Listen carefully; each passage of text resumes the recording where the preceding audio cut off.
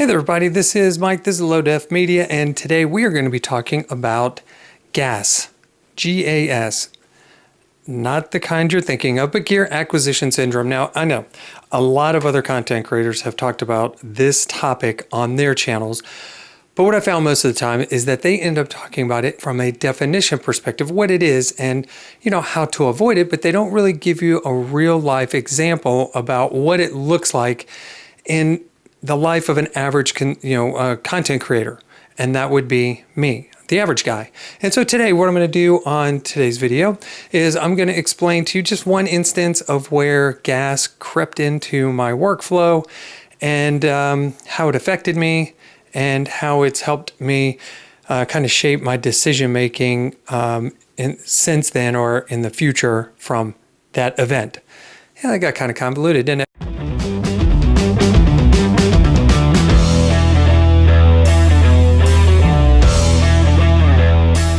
Anyway, so let's get into that real quick. So gear acquisition syndrome, and like a lot of content creators said, it's the desire for camera gear, whether it helps you for a specific purpose or not. And so a lot of times as a content creator, you'll see things come out, and because you're watching YouTube all the time and you're seeing all these reviews, and then you'll see a new thing come out and you'll say, oh, I need to have that thing, because if I have that thing, then all of a sudden my videos, my content will instantly be better and I'll get more views and more subscribers, and you see where it goes. Here's the example that I want to share with you. So if you are a content creator, or if you follow content creators, or if you watch a lot of review videos for camera gear, then you've heard of the Sony ZV-1. Now that camera came out a few years ago. I'll put all the specifics up here when it was released and all that stuff. But it came out, about 5 years ago, and it was all the rage. Every content creator had to do a review video. They had to talk about it. They had to give the pros and cons. A lot of them ended up buying one of those cameras because it's just such a pocketable, easy to use camera that provides really good results. So again, as a fledgling content creator, I said, you know what? I go on a lot of trips. I would like a camera that does something like that, that has 4K video, has external audio, has a zoom lens, does the articulating screen, and will really help me level up my content so that I too can get, subscribers and views and things like that person. And so that became my focus. Well, that camera is expensive. Even now it's not cheap, but when it first came out, it had a very steep price point. And so, I had to have it because gas had set in, and I needed to get gear because that's what was going to save me. So enter into the mix this camera. Now this is a similar camera. This is the Sony DSC HX80. Now I say similar because it's got the flip-up screen. It does video and photo. It's got a lot of the, I don't want to say same features, but it's got a Zeiss lens. It's very pocketable, and so it's got a lot of things going for it that are very similar to the ZV-1. The problem is this camera doesn't shoot 4K, doesn't have external audio. It does have built-in stabilization, so in that respect, it is a little bit ahead of the ZV-1. ZV-1 only has electronic stabilization, or in-lens stabilization, not in-body. And so this actually has a better zoom, but the problem is it only shoots 1080p and has a smaller sensor. You can tell this is a very small point-and-shoot camera, so it's got a sensor in there about the size of the one in your phone. So it's very susceptible to bright light. It overexposes highlights, doesn't do really well in dimly lit areas. The video, like I said, is only 1080p, shoots at 30 frames a second. If you want anything other than that, you have to go to 720. So it's got its challenges. Now I take this on a lot of vacations, a lot of trips, just because of that zoom lens. And I would rather get the photo, even if it's not as good as another camera, like a mirrorless camera. I would rather get it than not get it, okay?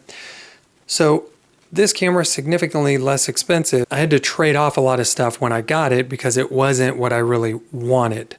There you go. Now, if I had gotten the ZV-1, now that would have definitely solved a problem that I had, being that I needed something compact that I didn't need to carry a bunch of lenses to get different focal lengths. And so I would have really appreciated that camera, but I didn't get it.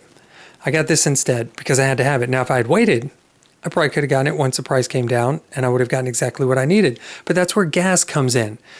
That gear acquisition syndrome makes you think that you have to have it now. So how did I compound this problem?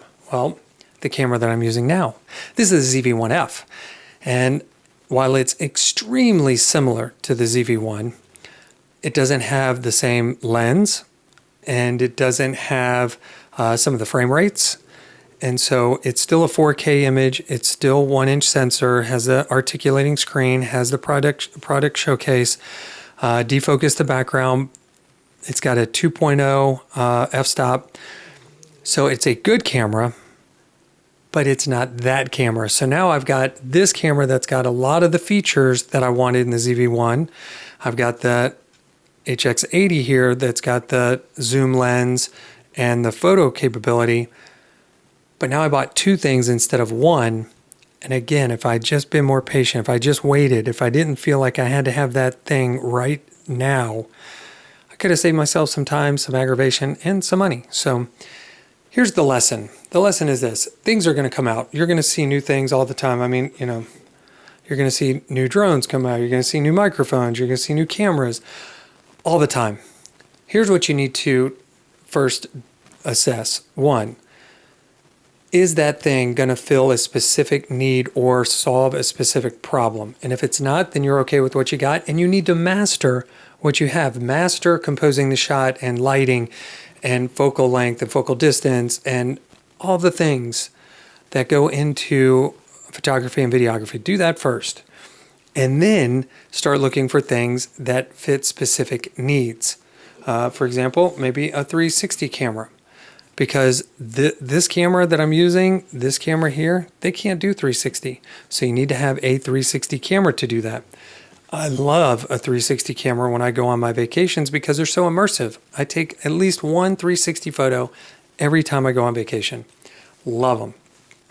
So find a camera that fits where you're at right now and learn how to use it. There are so many content creators who started their entire YouTube platform, who have thousands of subscribers, who either started with a cell phone, or they started with a simple point and shoot, or they used an action camera. A lot of content creators started with like a GoPro or a ZV-1F like the one I'm using here. So find the one that fits where you're at right now, learn how to use it, get the most out of it, identify where your needs are, then find the equipment that matches those needs, and you'll be in a much better position. So hey, this is Mike. This is Load F Media. Hope you got something out of today's video. And if you haven't thought about it already, hey, I'd appreciate if you knock that subscribe button, tap it and become a subscriber. Helps out the channel. If you got value out of today's message, then a little thumbs up. And let me know what you thought. Let me know where you're at in your journey down in the comments. And let me know if you've ever suffered from G.A.S. and what that kind of looked like for you, and what kind of camera gear are you looking for right now, or what has caught your eye. So yeah, hit me up in the comments down below, and that's all I got for you today. Hopefully you'll come back and check out the channel. This is Mike, this is Load F Media, and we'll see you guys in the next one.